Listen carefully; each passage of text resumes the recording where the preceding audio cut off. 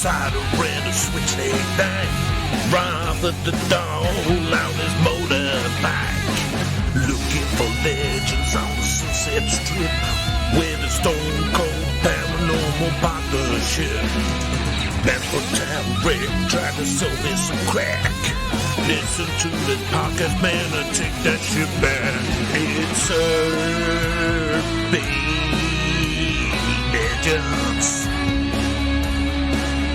the podcast about urban legends. And here your host, Neil and Chris. You'll receive our pod in your ears tonight. Hey, dirty baby, I got your legends. Hello and welcome to this week's episode of Urban Legend. I hope you're having a nice Thursday. 'Tis the season. This is the internet's largest urban legends, mysteries, ghosts, UFOs, conspiracies, myths. I think I've already said that. All kinds of stuff podcast by volume. And I am one of your hosts, Chris Flynn. And with me, as always, cheeky as ever, it's Mr. Neil Herbert. Hi, Neil. How you doing? I'm doing all right. Wants a little bit of ODB at the start there. Yeah, it's good, isn't it? I like a bit of ODB. Of course I do. A lot of his stuff's fairly unlistenable too, to be honest. But quite a taste, but a few good hits in him. He was an interesting rapper and an interesting character. He was a unique character. I quite liked the episode, almost like a standalone episode, about him on the TV series Wu-Tang: An American Saga. Oh, not seen that. Is it good? Yeah. Imagine it's not entirely true to life, but it sort of is.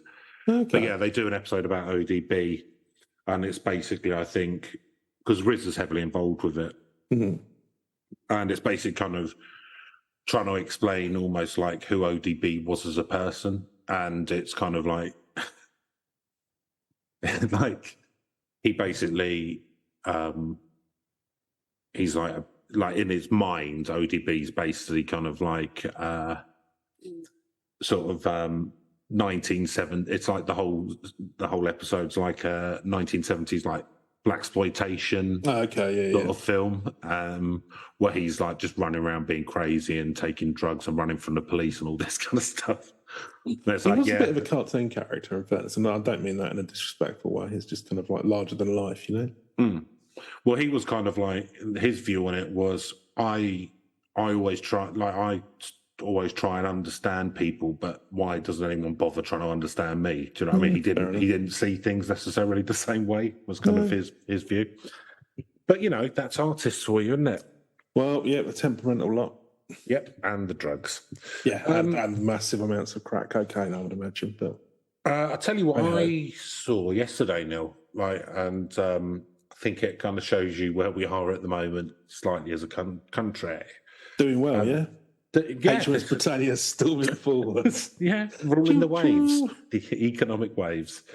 I was in the Lidl, the cut price supermarket.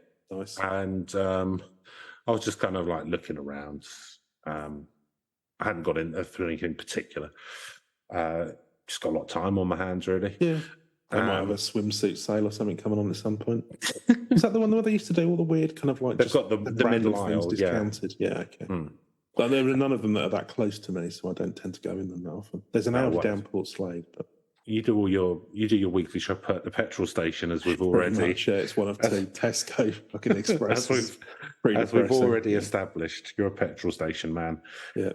Very futuristic. Yeah. Yeah, and this guy came in and he was looking a bit shifty, and then he like had a bag, like a canvas bag, and then he just like went down where the meats were, and then just started filling his bag up with like eggs of lamb, like beef joints and Definitely stuff. Not a shoplifter, but like not even subtle, like literally just spooning them in, and then got up, bag over the shoulder, walked straight out the door, straight out. I mean, I would imagine because do you reckon they pay their staff that well? my view on it, like, because I was thinking, should I say something? And I was like, well, no, because I don't know what's going on in that guy's life, right? No. I don't know, right? And it's none of my business. Second of all, he's seen from an international conglomerate, so I don't really care. Although it was making me think, why am I paying for my stuff? It's this easy. It's the consequences, isn't it? But yeah. But also, if they can't be bothered, like hiring security staff or whatever, then it's kind of like, well, they must they must save enough on security staff. That's probably written into how they do things. It's like, we're going to lose some to shoplifting, but it would be more expensive to hire someone to stop shoplifters. So fuck it. Do you know what I mean? That must be. Yeah, I mean, they all do sort of. There's all a certain amount of write-off for various reasons, but I would. Yeah, I don't know whether they have at least one security guard. Oh, the thing is as well, it's sort He of might have just been having a barbecue. Yeah, it might have been. He might have been. He might have been like David Aldi. He's like, they was out in for some meats. So doing put it on my tab. Yeah, put it on David Aldi. Hey, don't worry, this is all mine anyway. Yeah. I'm doing a roast for the community. It's just a bit of QA at the same time. Just make sure that high standard still being kept up. But I've never seen it that, like, I'm aware shoplifting happens and you do see like bits and bobs, but I've never seen it like that blatant. I've never really quite seen quite an industrial scale. I've never seen somebody blatantly do this. I know it is quite common now. And you can sort of tell because in the co-op and stuff, they've got it under, like they've got it in little safe boxes, like that they have to unlock at the counter, like that's where you tell of booze. Yeah, no, exactly. Yes, that's where you can sort of tell how bad it's getting because it's the fact that they're sticking tags now on not just like very high expensive items, but like tins of beans and shit. So it's just I've got to stick a tag on that. Got safety thing on, lump of cheese and with a chastity belt. But yeah, I'm surprised he didn't have at least one security guard on. Oh, well, there you go. Might have been on his tea break. They might have been in cahoots. Well, yeah, he just thought... that's what they say, isn't it? 3 o'clock, that's when... During, it all panned out. He'd come down a week earlier and just, like, case the joint. And just, like, I've got a 30-second window when he goes for his tea break and the new one comes out. His head, it was like Ocean's 11. Well, got to walk in, Frank. Got to be cool. Got to play this cool. Just walk in like you own the place. Walk in like you Frank Howdy. Get the lamb chops in. Straight out the door. No messing. 4 seconds in and out. He did have a stopwatch. Yeah, he synchronised it. There was a getaway driver out there. There was a bus getaway driver. Well, he synchronised it with the bus. Yeah. Well, they say that absolute power corrupts absolutely, but so does absolute powerlessness. Well, there you go. So it's the other end of the telescope. Little deep thought there. Yeah. So we're doing an evening recording again today, aren't we? Yes, we are. Yeah. But for various reasons, as the nights draw in. They are getting it's getting a little chillier as well. It's a couple of weeks back, Chris. So it really turns. We'd had quite a late summer, hadn't we? And it was suddenly cold snap. Suddenly just got that much cold. Went down about 10 degrees. That much colder. Yeah. I've had to put the heating on, which means I get to look at my smart meter and wonder why pennies and pounds going up quickly. Yep. Oh, brilliant! Like 1 hour of heating, 68p. It's like, it's quite a lot. Fair bit, yeah. Yeah, fair bit. But that's it. That's the world we live in now, Neil. Yep. Bring on global warming. That's all I say. Don't worry, it's here to come and here to stay. I'm fairly soon, I think. Good. Okay. I don't have anything particular to talk about apart from the State of the nation. So the thing is, right, well, I know this seems really obvious, but I don't think people think about it much. Yeah. But I kind of saw him do that, and then I was kind of like, you'd think that like really rich people or the people in charge or whatever would actually they'd be like nicer to the masses, that like they'd be really kind of invested in keeping the social contract. Because in reality, the only thing that stops us from just going in and like everyone could just do that. Do you know what I mean? Like, what could they do? If everyone just went, right, I'm not going to pay for anything anymore, I'm just going to go and take it. Right, they couldn't do anything. There's too many people. So like the only thing that kind of stops it is that kind of vague social contract. But that's been broken. So it's kind of, Yeah, I don't know. Like it just seemed like what you don't understand, kind Chris, is it's fine to break it if you're one of the few at the top because there's less of them, so you say it doesn't matter as much. Right. And they're rich anyway, so it's not going to make any difference. Just want a bit more. I don't know. I kind of like. Yeah, I think the thing like when you very like I kind of follow the laws and stuff. Like as far as it suits me, I'll follow laws and stuff. In general, like that, I think are worth it. I think in Britain we're quite law-abiding anyway, aren't we? I think we're far less to sort of like kick off like you'd see like in France the protests you'll see on the streets and things. I mean, we did have riots in like Tottenham a few years back where it really broke down, but I think that's quite rare, isn't it? And they count on that. Yeah, it is. And it was. I don't know. I felt like I'd kind of seen through the looking glass. I was like, like the only thing stopping everyone doing that is convention, really. Yeah. Because if everyone in there everyone who's in that shop just went, do you know what? I'm just going to take what I like and I'm just going to walk out. Like, what would they be able to do? Oh, they couldn't. But at the end of the day, but then again, you get to a point where you wouldn't have these shops anymore, would you? Because they'll go out of business. Yeah, well, then you start raiding the warehouses, and that's how we bring about the post-apocalypse. I can finally live in the Mad Max movie. Finally. Either Mad Max or Blade Runner. That was what I wanted. Probably Blade Runner more than Mad Max. Blade Runner would be better, yeah. That's my ideal one. I mean, it would be raining all the time, which would be a bit shitty and kind of dark, but it'd be kind of cool and noirish. Yeah, but you could marry a robot then. Well, yeah, that's true. There's swings and roundabouts. Yeah, program them to have the same opinions as you, so no arguments. Do you reckon it's raining slightly? Well, it was raining all the time in that movie. It was some sort of like, subtle critic, something about, the weather changing or something like that, or it was just like a bad September. I thought it was out and about. I thought it was a nod to the recent hit by the Weather Girls, It's Raining Men. Oh, that could well have been it, actually, yeah. Ridley Scott's a big fan of... That was what I saw. That was what was playing in my head on loop. Oh, of course, there's that famous line from Deckard where he comes out and goes, I'm going to go out and get absolutely soaking wet. Yeah. God bless Mother Nature. And Rutger Hauer just winks at the camera. Some doves fly. Yeah. Was that before John Woo used to do that? So John Woo, I mean, I haven't seen much that he's done of late, but he's famous. Whenever he's doing like fight scenes, there'd be flying doves for no good reason whatsoever all over the show. And I do quite like the Hong Kong movies he did. Yeah, the Gun Fu. I just remember there was one which I think the first time I watched Hard Boiled, and this guy just lands in a load of flour and just goes all over his face. It's like, I know exactly what's going to happen now. Yep, blood all up. But yeah, it's very over the top, very well done. But yeah, no, he famously was always doing these scenes where there'd just be doves flying around. That was like one of his stylistic flourishes. But I was wondering whether that was, I mean, probably somebody would say, oh, Blade Runner copied it off of someone else or what have you. Yeah, I think the reason why that happened is it was a just little one dove, wasn't it? Yeah. It was a little wink to the fact that Prince had just released a song When Doves Cry. Yeah, you see, it always goes one back. It always goes back to the charts. Yeah. Always.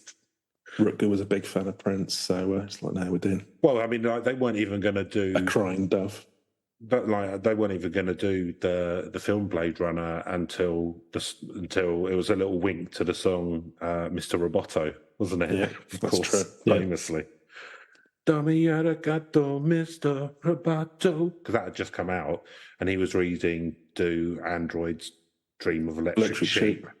And he went, "Oh well, if I could take the imagery from this, if I could take the vibe from this Mr. Roboto song, Prince's When Doves Cry, and It's Raining Men, and the sort of narrative arc of this book, I reckon we could be onto a fucking winner." Yeah. And base it all in Piccadilly Circus. Yeah. That was a good shout. Well, it didn't do very well financially, I believe. Didn't it? But it does. No, it was a bit of a flop, but it became a massive cult classic on video and whatnot afterwards. But I think part of it is where they lost confidence in it and they put a load of voiceover over the top of it. There's this famous thing where There's this famous. Well, This is what it sounds like when dogs I've cry. only really ever seen the sort of because the director's version came out like a little bit afterwards. I've only ever really seen that version, but the original theatrical. Well, actually, no. I think for a month they had the director's cut, if you like, whatever you want to call it, or similar to. But then they forced them to put out a version with a load of voiceover to explain what was happening. Really, And, like an and Harrison Ford expedition. deliberately did it as bored as possible and really poor. It's like, now I'm going to explain what I'm thinking. Becca was thinking, maybe he was thinking that about life all along, and Just in case you didn't know, she's a robot. Yeah, exactly. But yeah, he just did it as badly as possible, and they just put it in anyway. Fuck it, right. And then it just sort of flopped after that. But it weren't ready for it anyway. Cult classic now. So are we talking about cyber futures today, Neil, or something? No, we're not. Opposite? That's inspired me now. We're going back in time. Back into time. We've done a few historical ones recently, haven't we? So yeah. we're sort of between Scotland and New York. So it's a New York. So we've got a Scottish. We're between Scotland and New York. Yeah, we've got a Scottish. So what, like the Azores? Well, no. So we're in New York, right? But this Captain Kidd, who's a sort of Scottish pirate. Heard of Captain Kidd? Yeah, I think he's quite a famous one. He is. Looking, I've got a few articles here, so let's see which one I. So what are you naming it? The Captain Kidd saga. The buried treasure of Captain Kidd. There we go. That's what we'll call it. So buried treasure of Captain around Kidd. For some urban legends. One's a little bit different, and there's one around. So New York urban legends. There's the usual ones. I think I can't remember where we did the sewer alligators. I mean, we did Cropsey. Yeah, that was it. That's all we've done for New York, because the other ones are like. No, I remember looking at mole people, and actually, it's just like houseless people who are having to live in sewers and stuff, and it wasn't fun. No, but another one of the ones where we just get halfway through and get quite depressed. I don't know, we could have a look at the Bat Boy or whatever it was on Weekly World News. We'll probably just find it was a photo on Weekly World News that had been doctored. There's nothing more to it than that. But it's quite a lot. They did drag that out for about 15 years. Yeah, they got plenty of coverage out of it. It's probably sold a few copies. I mean, we should definitely do the sewer alligators at some point, because there's quite a bit to that. I thought we'd done it. It's one of these things where as always, my faulty memory makes me think we've covered these things and we haven't. No, not sewer alligators. We've talked about it off pod, if you like. But, have we? Yeah. Okay. It was probably just one as a. You remember early doors? We got that book and we thought we were going to get a load of stuff out of that. Oh, right. It turns out it wasn't really much to it. I can't remember what it was called, but you reckon we had like a. It was back when that brief period where we thought we'd put some effort in. So we got some actual reference material. Yeah, I do. Some guy, I think he's been on like. Yeah. So what it was, it wasn't what we were looking for. Yeah, let's put it that way. It was more a collection of stories that people had written into newspapers. Yeah, and then him critiquing them. Yes. Yeah. Doesn't sound like the kind of thing we'd do. Absolutely not. Definitely didn't rip off his whole shtick. As poorly as possible. Because he'd been on he did like chat shows and things like that, didn't he? But anyway.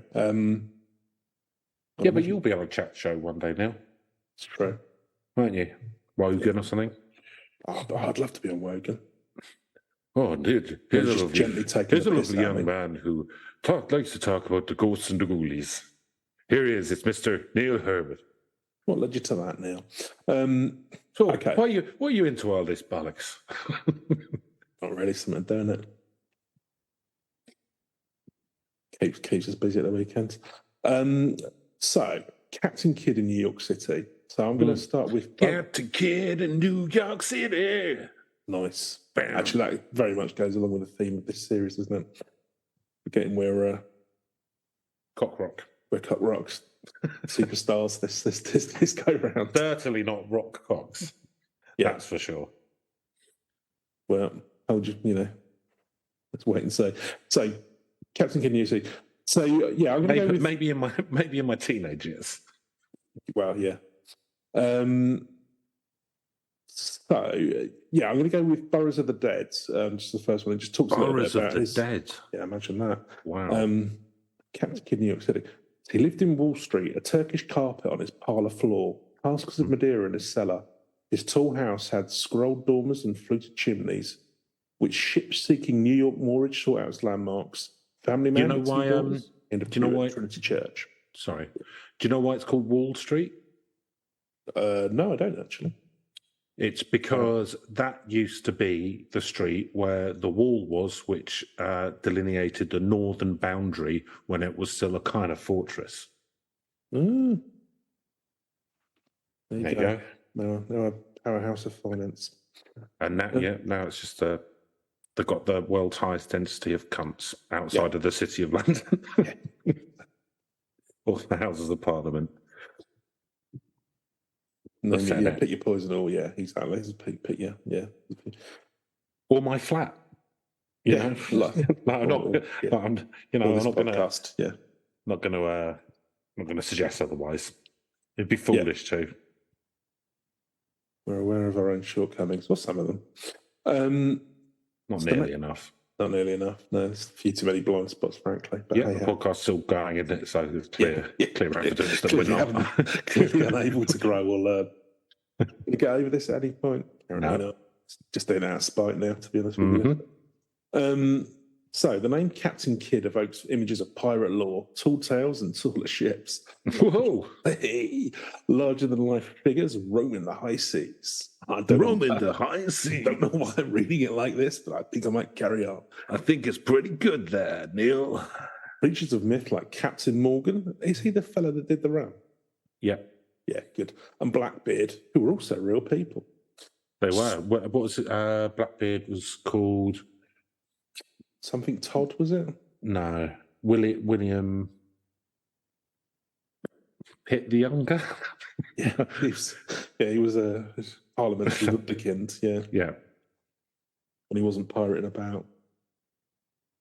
No, I can't remember his name, but he did have one. I can't remember, but I bet, he did have a name. Well, it wasn't William Blackbeard, probably. No, I do remember hearing about this, but yeah. Well, don't teach or something. Oh, that rings a bell. I can't remember, but yeah.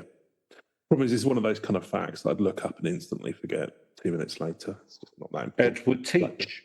Edward Teach, there you go. William Pitt the Younger, Edward Teach. Yeah. Well, Edward's short for William, isn't it? Of course. Yes, absolutely. In England, maybe not in America, but in England it is. Yeah. Or Frank, yeah. And he did teach, didn't he? He teached how to pirate. Taught fear. Teached beards. Taught you better give up your booty if you wanted to survive the 7 seas. Give up your booty on the poop deck. My cannon's getting real hot. Oh, it's going to be one of those episodes. This one, let's go and do it. Avast Behind. There's not much Me heart is. Fill out that a terrible slang. Right. As soon as you decided a pirate one, Neil, you must have known subconsciously this was where it was going. I knew it was going to happen. That's fine. That's going to thrash out. Right, Captain William Kidd is rarely synonymous with phrases like Wall Street or Trinity Church or even New York, and yet he was all of those things. He was born in Scotland, 1645. Hey, became a sailor early in life. Where in Scotland? Oh, it doesn't say. Well, for fuck's sake! I want to say if it's Dundee. I've just looked at another article. Dundee. I wonder if he supported Dundee or Dundee United. Oh, who knows? I didn't know that existed at that point. They've always existed. That's true. All the time. Yeah, he didn't move to New York until he was well into his 40s. Oh, nice. He married a wealthy widow. There's 3 articles. An autumn romance. Ooh. That's what I'm planning on. I'm in my 40s. I'll move to New York and marry some widow. Sounds all right. Be all right, wouldn't it? Yeah, wealthy one. Sure, they'd welcome you with open arms in the Hamptons or whatever. I don't want to go to the cut your jib. I was thinking more like Harlem. Oh, okay. Or the Bronx. Queens, maybe. That's another area of New York.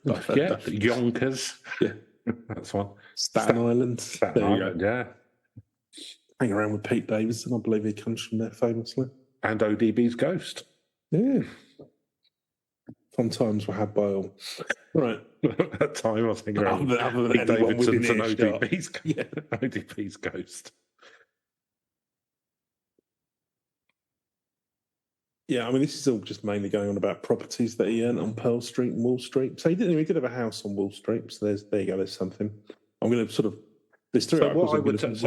What you got to remember is he was killed, right, murdered, by the government.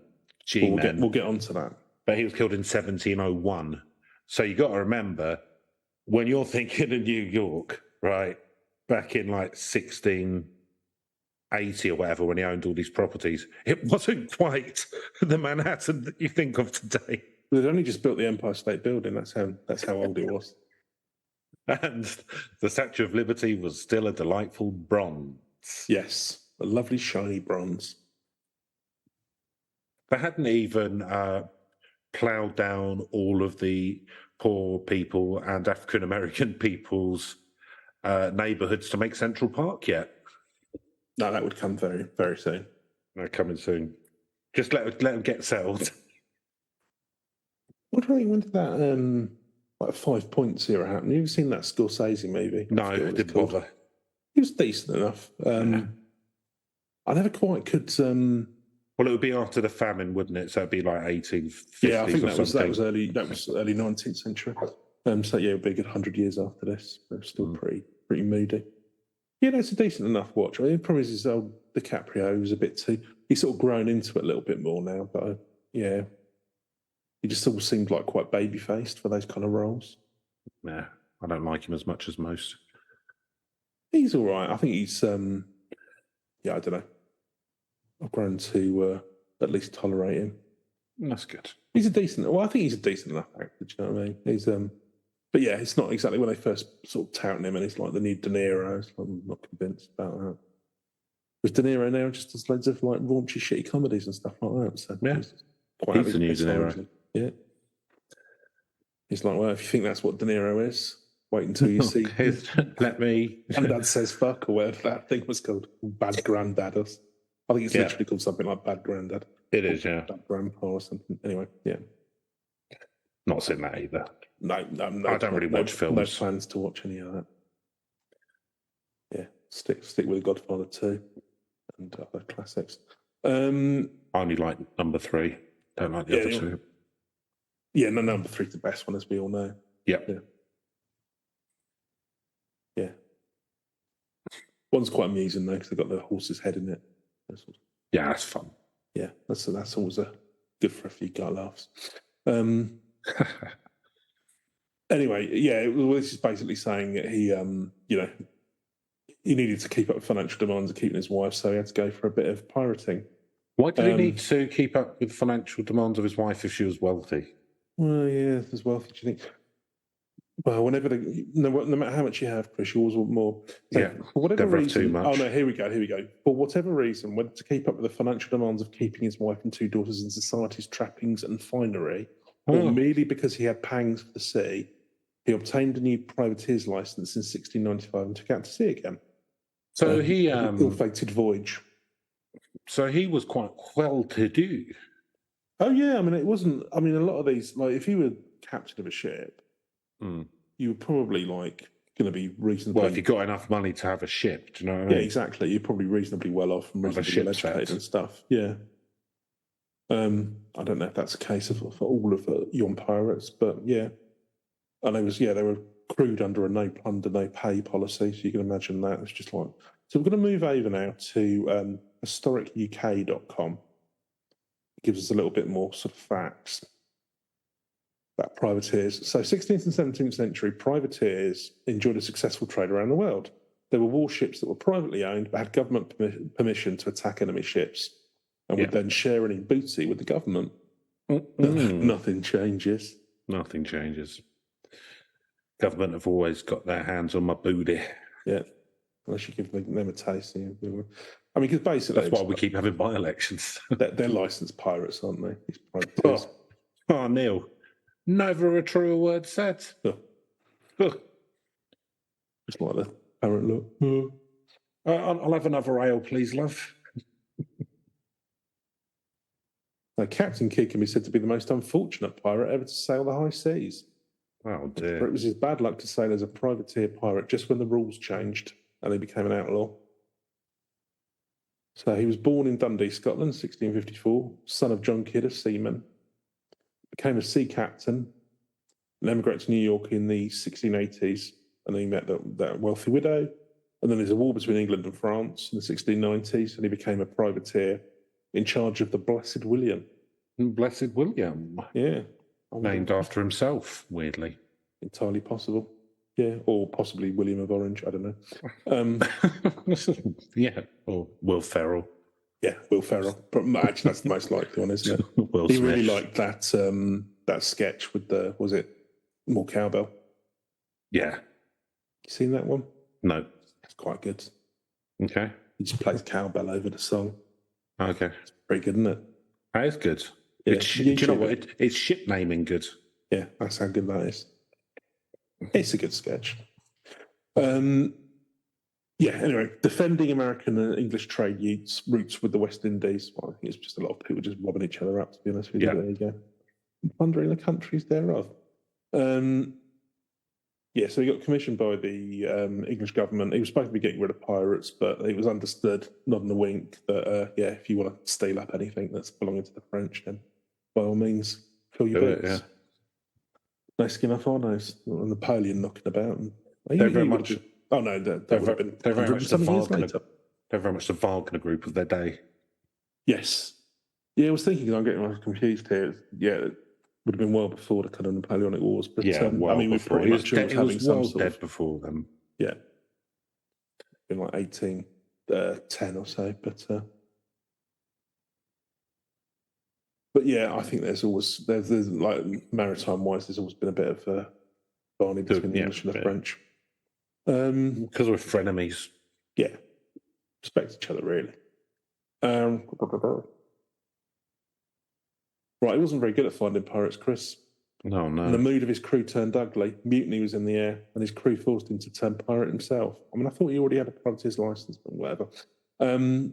Anyways, they robbed the Paquidar Merchant, as the ship was called. It was rounding the tip of India. They attacked and took the ship. The cargo was silk, muslin, calico, sugar, opium, iron, and saltpeter of 70 grand. Not too shabby. Not too bad. Got gunpowder there. Yeah, exactly. They renamed it the Adventure Prize, and his own ship was leaking. So he wasn't a very good captain by the sounds of things. No. I mean, less unlucky and more sort of not understanding that a ship needs sort of regular maintenance checks. Yeah. I mean, it might have happened in the battle, to be fair. But anyway, unfortunately for him, it'd been 2 years since he'd done his voyage, and the English were a little bit less happy about piracy at this point, shall we say. Wanted to stamp it out, and it was now a criminal act. He'd been deemed a pirate by the time he rocked up in the West Indies in 1699. The American colonies were gripped by pirate fever. Pirate fever. Do you reckon that's because that Johnny Depp movie had come out and everyone thought it was funny initially? Yeah.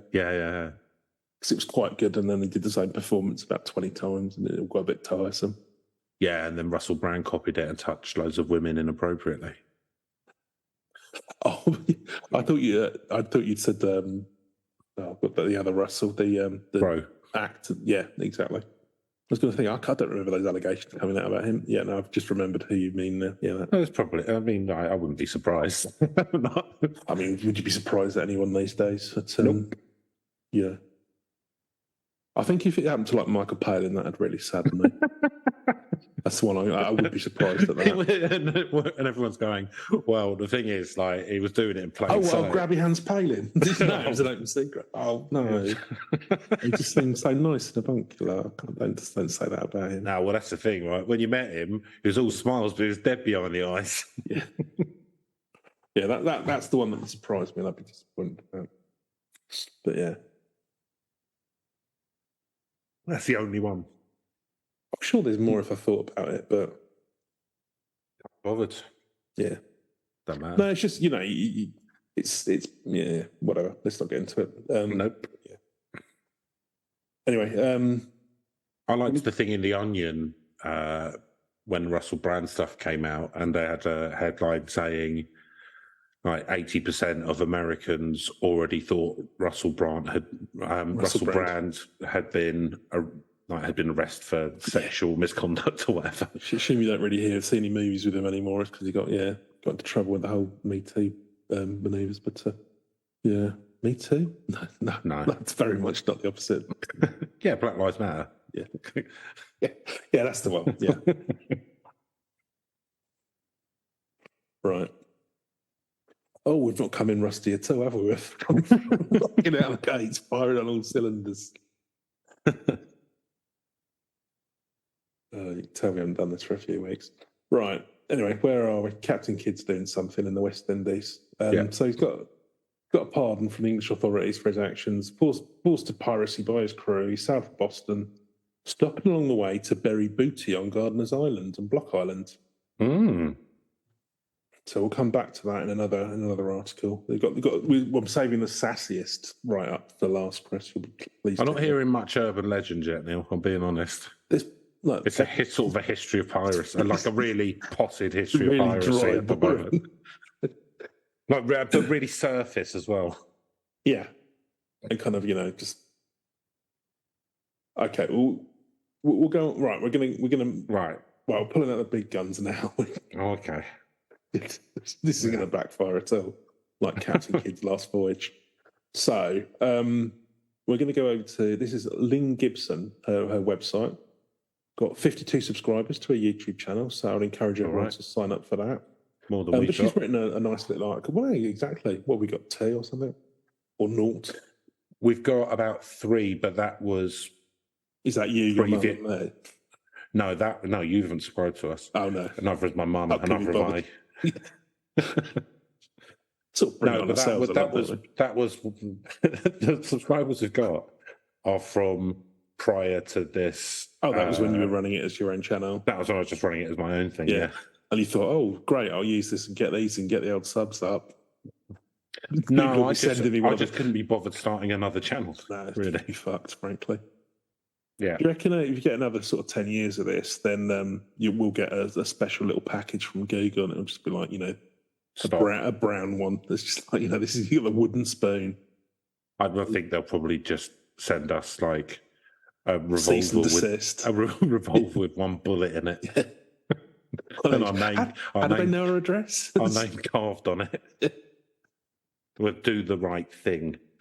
There's a note saying, you can either take this in hand yourself, or we can, best not. This is Google. You best do. It's for your own good, lads. Right. Okay. So Captain William Kidd began his career as a privateer. I mean, that's immediately false, I believe. Personally. Anyway, wasn't long before he's rolling around in so much loot he's having to hide it here and there. It didn't take long for folks to turn on him. Seems he was having a hard time keeping his own crew in line. Another story for another day. Not sure we pulled it up then. I've already heard it, yeah. A bit withholding, but there you go. Anyway. Yeah, that's not Bobby segment. So that's another story for another time. Yeah. What? Don't know why I brought it up, really. Anyway, on to the next paragraph. Why don't you just tell me? No. I've only got 2 stories. Anyway, Kidd was brought to trial, and he wasn't even allowed to defend himself. That's for the second date. Yeah. But there's not going to be a second date, so you might as well tell me. You want to hear my good Captain Kidd stories? You're going to have to, You're going to have to start putting out. Yeah. Well, I'm all right, actually. Get a bus home now, yeah. Do you need taxi or anything? Well, actually, the bus is coming, isn't it? So it's 7:30. I don't have a late night. He's I've got to be up in 12 hours.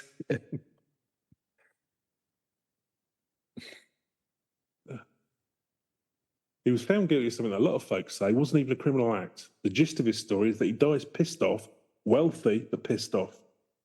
Well, it just shows you that money can't buy you happiness. Money can't buy you an easy death. So I'm going to take a detour from this story just to tell you about Captain Kidd's execution. Right, so we're jumping all over the place. There's no rules. Lynn didn't care. It's like Inception. Well, she's sort of like piloting the story around the high seas, and just like a little Captain Kidd herself, just not caring for the formal captain function. kid of blog posts. Yeah, exactly. Pissed off. I told you it was sassy. So first off, I'll say that in his last futile attempt to save his neck from the gallows, Kidd writes a letter to the House of Commons stating if he was cleared of all charges, he'd lead them to his loot, an amount of £100,000 of British year. 100,000 pounds. That's not too shabby for In weight or in pounds? I believe it's English pounds. English pounds. Yeah. Anyway, they didn't buy it apparently. Fuck off. So, mate, we like, yeah, just walking around money for us. Yeah. House of Commons. On May 23rd, 1701, he was liquored up, then put in a cart where he'd be wheeled into town amongst the bloodthirsty population. He was led to the gallows, the noose tightened around his leg. But guess what, Chris? When the lever was pulled, the rope broke. Whoa, that's terrible design error. Yeah. Oh, no, what have I done? Oh, no. I thought when you pulled the lever, you wanted the rope to break. I've not tied the knot properly. Oh, this is embarrassing. When Tyburn. When the trapdoor opens, he gets a pint. Yeah. No. This is the worst down a cup of tea and a little noose. Oh, no. They fell into the mud. I don't know the rumour. I don't know whether it's like once or three times, something like this, but supposedly if you were going to be hung by the hangman and if they got it wrong a certain amount of times, then they were supposed to release you or something. I'm sure that's talking of urban myths, I'm sure that's an urban myth, but I'm sure I've heard that. So you ever heard that story? Not story, but that thing. It rings a bell. Yeah. I mean, that is the reason why I've, don't know if it ever happened, but from a very young age, I've just worked on getting incredibly thick neck muscles. Yeah. Like none of the rest of my body, but just the neck muscles so that I could potentially take advantage of that loophole. Well, you know that when they inevitably bring back capital punishment, which, let's face it, probably like in the next 6 months in this country. No, so what's going to happen is Labour will get in and then there'll be, because of all the wars in the world, they won't be able to fulfil their entire mandate. During that time, Nigel Farage will rejoin and be made leader of the Conservative Party. Yeah. And then, so the next election, they'll get back in on a very much V for Vendetta style ticket. Yeah. Yeah. So I think that's my prediction. Yeah, I imagine that sounds fairly accurate to me. But yeah, I would imagine, you'd be the one to sort of like lead to that being reenacted and the first to have it carried out. And in fact, for them to bring back, I don't know, because they don't do. I'm not sure. There aren't that many countries that still have capital punishment, are there? But it tends to be more like lethal injection, things like that. Oh, is that really that many? Yeah, shows what I know. Half the countries are alpha enough for it. Yeah, nice. Not like us. Yeah, fuck about and find out. That's what they say in their constitution. Talk shit, get smacked. Yeah, that's good basis for legal policy. Well, is it going to placate the anger of the mob? If not, then I don't think it ain't going to work. It's not good policy. Anyway, liquored up, put in the car, tried to hang him. In the mud. In the mud. So dragged him back up. Where was this hanging happening? I'm just going to say it's in Tyburn because I didn't say.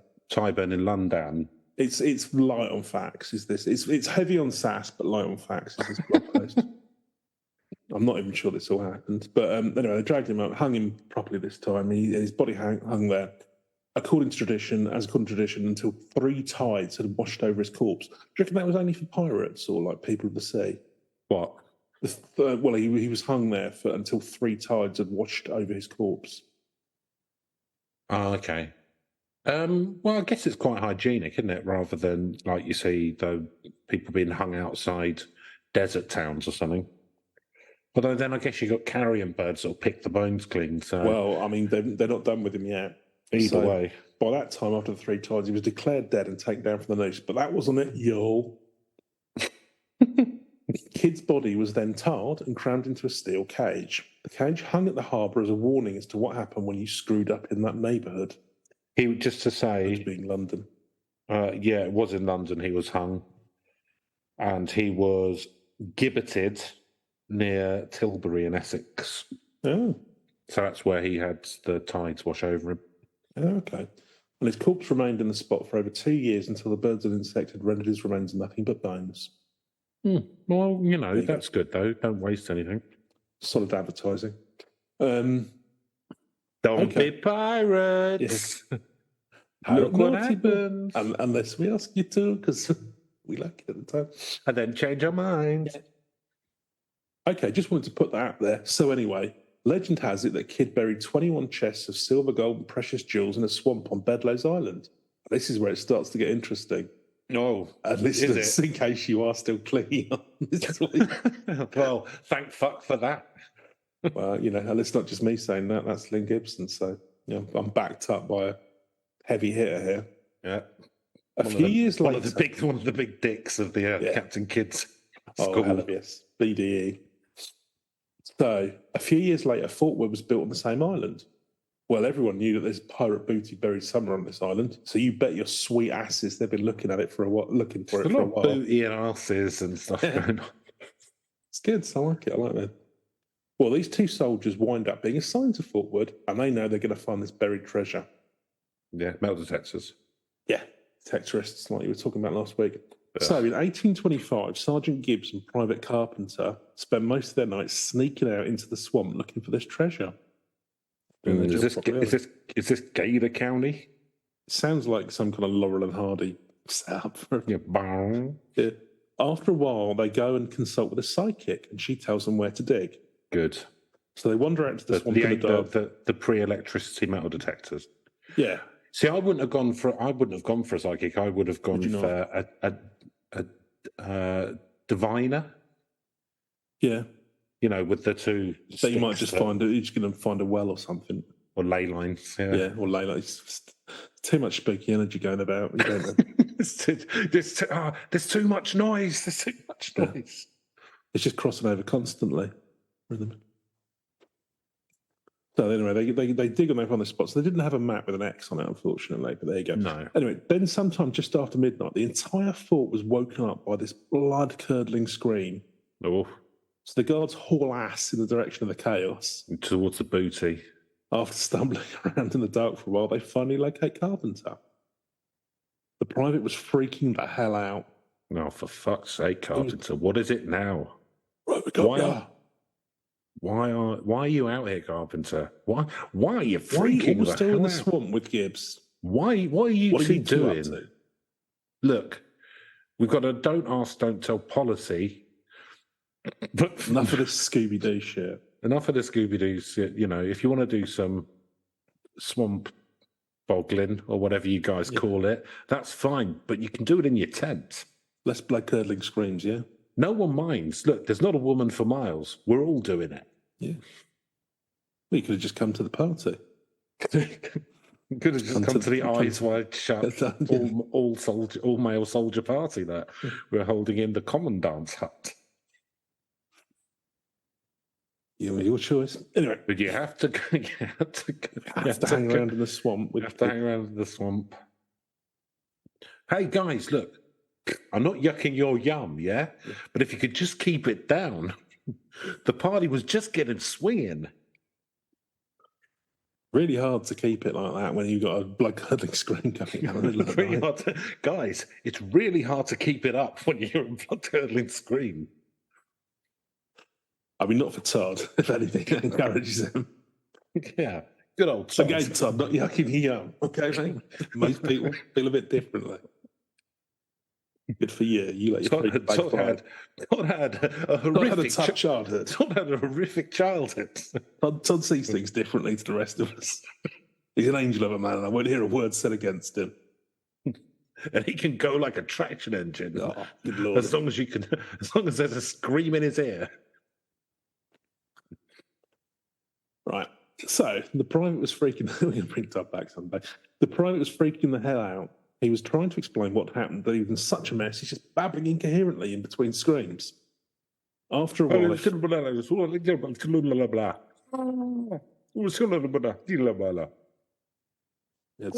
have sounded something like that. They finally calmed down a little, and he led them to the dig site to find Gibbs laid out on the ground unconscious. Uh-oh. No, here we go. Snooze juicer, is he? Oh, on the influence. Once they get Gibbs to wake the hell up, two treasure hunters start telling the other soldiers about what happened. Wake the fuck up. They'd only dug a few feet down when they found a wooden box. But just as they were about to claim their fortune, a terrifying creature appeared. Oof. Gibbs described it as a demon with black skin, horns on its head, giant wings, and a barbed tail. Oh. That was Todd. Yeah. It's just Todd's outfit. Todd. Just Todd in his party outfit. Don't worry about it. The carpenter said it was red, didn't have wings, but it moved around crazy fast, even though it didn't have any legs. Right. At that point, carpenter said, "Damn this," and hauled ass. Yeah. There's a lot of hauling ass in it. Hey, that's haul ass. Yeah. Forget the booty. Gibbs stood frozen in terror. He swore it was the spirit of Captain Kidd, who breathed sulphur in his face before throwing him onto the ground and snatching the wooden box from the hole. They searched the area, never found the wooden box or a demon. Surprise. 0 for 2 there, Chris. Yeah. So apparently, Let's slope back to their party. Yeah. Apparently, Kidd took his treasure with him when he disappeared, but he does return to the area. Well, I'm guessing he's visiting the rest of his buried treasure, because there's definitely more hidden there, as stated in his letter to the House of Commons. His true letters. Now that I told you that, I'll tell you this. Again, I'm reading all this out. Later on... No, because that would have been a really weird way to talk to me. Yeah. It would be a weird way to write an article as well, but yeah, fair play. Again, but now that I've told you that, I'm going to tell you something else. Like Todd Lynn ploughs her own furrow, and good luck to her. Now that I've told you that, to tell you this. Later on, Bedloe Island would be renamed and is now known as Liberty Have you thought Island. that maybe, because I like the way you say that, have you thought about maybe having that as your catchphrase? Go on, I told you that to tell you this. There you go. Perfect. Well, I'll work on it. I'm going to try and polish that up. See if we can try and make it sound a bit more natural. And now that I've told you that, I'll tell you this: the wife. So yeah, Liberty Island, where the famous one with the statue, O Liberty. Not at the time, obviously. Statue O Liberty. Yeah. Famous Irish statue. So apparently, beyond the legend of Captain Kidd's buried treasure and the entity protecting it, there were rumours of 3 other pirates that hanged on the island who are also buried there. And apparently he guards the base of the Statue of Liberty, Captain Kidd, today. So why is he guarding that? Right, because there was 3 other pirates hung there. So he's got treasure there as well. I'm surprised he's not like haunting Essex or London, really. Well, supposedly he buried it in America before, because we know that he was bury killed one in the Gardner family's garden, in the Gardner family estate, because they actually, the government sort of digged that back up. He's one of the few where there was genuine buried treasure to be found. There's a rumour that he buried some on Liberty Island as well. Anyway, so the ground that Lady Liberty is standing on is infested with the ghosts of at least 4 pissed off badass pirates. There's got to be some crazy shit going on there. How'd you like the cut of her jib there, Chris? I loved it. I think that explains how... Lim Gibson, we salute you. I think that either she's got that from, or that they got it from in Ghostbusters 2, when the Statue of Liberty comes to life to, I don't know, fight the Stay Puft or something. I know it's to cheer up New Yorkers. Yeah, because they're all miserable fuckers. So,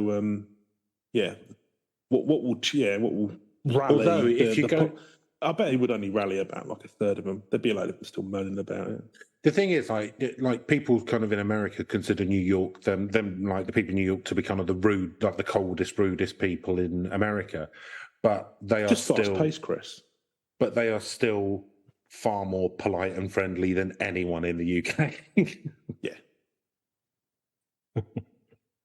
Well, we're to us, it still feels like "have a nice day" kind of thing.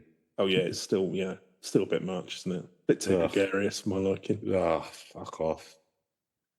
Don't tell me how to live my life. No, I quite like you meet Americans abroad, and they're always quite gregarious. It's quite nice, but I'm not very good at small talk. I remember meeting a chap. He was up the top of the Empire State Building.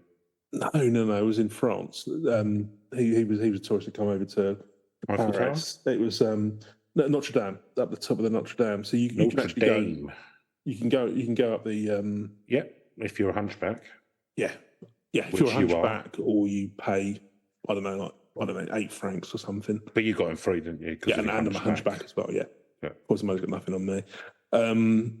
Yeah, up you go. And there's even there's a little quote from Victor Hugo at the top about him going out into the thing. Oh, okay, that's good. Not a little. Elder. Yeah. So you sit on water. That's all I know. Yeah, I can't read. I've never read the book.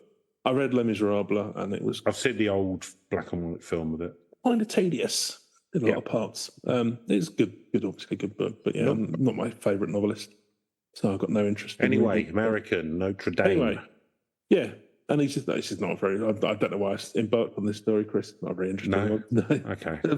No, just because just like the whole small talk thing. He's like telling me about how he's from Boston and stuff, and I'm just like, oh, okay, Good. I'm not really sure what to say. Are you a to racist? Well, no, this thing I didn't.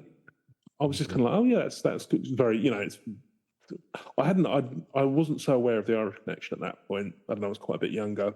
Don't know much about Boston, but yeah, but no, all I knew was it's kind of like it was, Tea Party and all that sort of stuff, and it's quite, one of the original. That's when we kicked you guys out. The Boston Tea Party. Well, I didn't really want to bring up the Tea Party thing. Do you know what I mean? So I didn't know much else to say about. Like, you care about this more than we do. Oh no, he wasn't being horrible. He was just trying to have a chat. Did you get in a fight with him? Is that what happened? I was being I threw him off the roof. Fucking right. Good. Yeah. Good. So I'll teach him. Have a party with that pal, I said. Yeah, see you later, chip. Yeah. Or as you call it, would you call yourself Fry? As he fell screaming to the floor. No, none of that happened. No, he was just a nice, garish gentleman, and I didn't. You've got better at small talk as you've got older, though. Because you weren't very good at small talk when I met you. No, I had to tickle you to get you to say anything. Generally, yeah. A bit more into just sort of staring at my shoes, really. Yeah, but I got inhabiting my persevered. Distance. I did persevere. Diminishing returns, if anything, but yeah. Yeah, no, it wasn't worth it at all. No, that's not. No. Again, just carrying on. When I do the accounts of my life, then there's a lot of wasted energy there. That was an avenue not worth travelling. Can't go back though, can you? Yeah, it's a problem. It's this sunk cost fallacy, Chris. You figure you've gone that far down it now. You might as well carry on going. But sometimes in life you can see a fork in the road and you take the wrong turn. Yeah. That's and then there's no turning back, and you just got to try and make the best of a bad situation and wait for your regrets. Wait for the sweet embrace of death. Yeah. Squeeze out what small returns we can from the situation. Yeah. Anyway, so there you go, Captain Kidd and his buried treasure for the islands. That was a bit shit, wasn't it? So what's the myth that he's got buried treasure? He's got buried treasure on Liberty Island, basically. Okay. Apparently, people have looked for this, but it's never been found. You think they would have found it? It's not that big, is it? Liberty Island? It's pretty tiny. I don't know. I would have thought probably the people who put the statue would have got it first. You would have thought so. Although who knows? Maybe not. But probably. Maybe it's still there, but almost certainly. Yeah. Okay, then. Shall we go to our scoring system? Might as well. Yeah, I suppose so. It is a plot point. Okay, Neil. How spookiness was it for you? Yeah, I mean, it's not inherently very spooky, is it? I mean, you've got some spooky elements around his life where, didn't all pan out, and I suppose if you've been as we discussed less than a minute ago, we've all had that. Yeah, that's true. The details of his death are pretty grim, but that's all sort of post-mortem anyway. So yeah, fuck it, doesn't matter. Does be honest with you, after you've hung me, you do what you like with the corpse. Yeah, bit of meat. Yeah. So not really inherently very spooky. He's a pirate, which makes things slightly spookier. But I don't know. You think? No, he's not even a very he's a posh boy, isn't he? Very maideny, yeah. He's not really a Blackbeard, is he? He's not a terrifying salty sea dog. No. He just seems like a kind of Yeah. He just kind of I don't rate him. I don't rate him. He's a shit pirate. Shit man. Shit captain. But he shit made corpse. plenty of money, Chris, and that's what counts. Well, apparently. Yeah. I mean, We don't know. I imagine that his letter was basically a last throw of the dice. Yeah. So, yeah, I'm going to give it a 1 for spookiness. Inherently isn't very spooky. So I'm going to give it slightly more. Not because of anything we've said, but if you'd just sloped off into the swamp for a bit of how's your father, and then like a demon thing came up, that would really kill your buzz. So that would be quite spooky. Well, unless you're Todd, in which case. Unless you're Todd, but you know, Todd thankfully is 1 in a million. Yeah. So I think, you know, that could be spooky. I imagine for him himself, if his crew were about to kill him and then force him to become a pirate, spooky. I don't know. I'm clutching at straws. I'll give it a 3. A little bit. Yeah. Believability. So yeah, he existed and stuff. So it's going to have high believability, and he had buried some treasure. Yeah. So I guess believability. Then the other bits are: do I believe that the demon thing showed up, his ghost, and took the treasure with it? Probably not. And do I think that there's treasure on Liberty Island? I would think it would have been found, but it's not. There's nothing in apart from him turning up as a ghost, and there's nothing inherently unbelievable. So apart from that, there's more out there, and you know. So I'm going to give it an 8 now. Yeah, similar reasoning. I'm going to give it a 7. So I'll be slightly less, but yeah, inherently there's nothing. I mean, the fact that he might have buried some more treasure is not completely unrealistic. Yeah, I mean, you got some treasure. You got a spade. You can bury it, man. And we don't know. You know, somebody might have been trying to protect. They might have found it trying to protect it and done some Scooby Doo style light show. If the old sea captain could do it on Scooby Doo, then I don't see why they couldn't do it in. Do you reckon it was like a lantern behind a sheet? Yeah, and then they had like cardboard cutout marionette that they were moving around in front of it. That was a terrible cartoon, wasn't it? Yeah, I remember.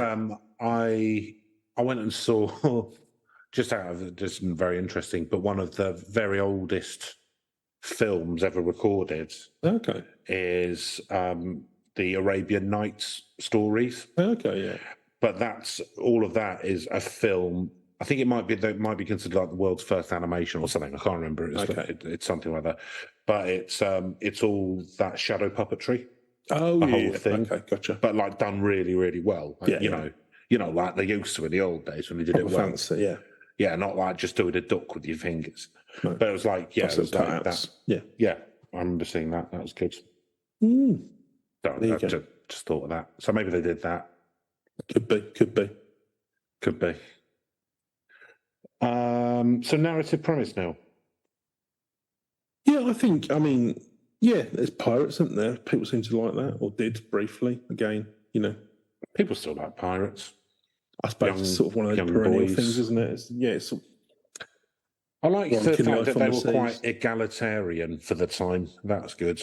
Well, you know, it's like you were saying earlier around, you know, how much we'll put up with, you know, because shoplifters are very much the pirates of the supermarket, aren't they? So the guy did jump into a shopping trolley with a sail afterwards.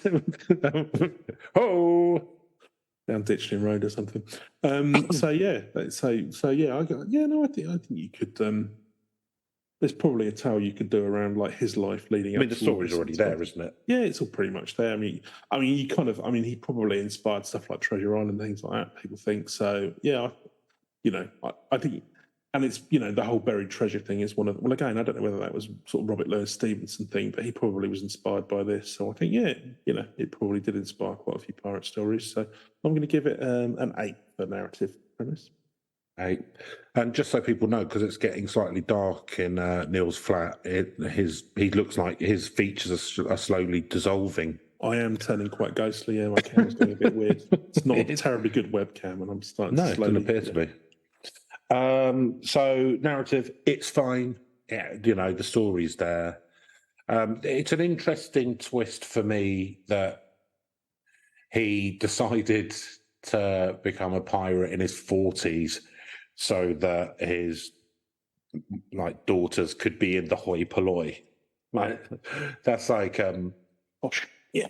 it's that kind of reminds me of like something that like Cockney bank robbers would have done in the like 70s. Like I've got to my little girl's gonna go private school, so I'm gonna have to go out and do another robbery, that kind of thing. Do you know what I mean? It's that kind of people robbing to improve their Stay station in classy, life. Yeah, weird.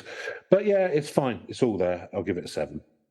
I'm sure there must be some kind of like movie that's done that premise before. It sounds like a Ealing comedy or something. Yeah. So The Gentlemen Thieves. No. Actually, League of Gentlemen. I've never seen the movie. No. So Reach. Well, I didn't know about the buried treasure.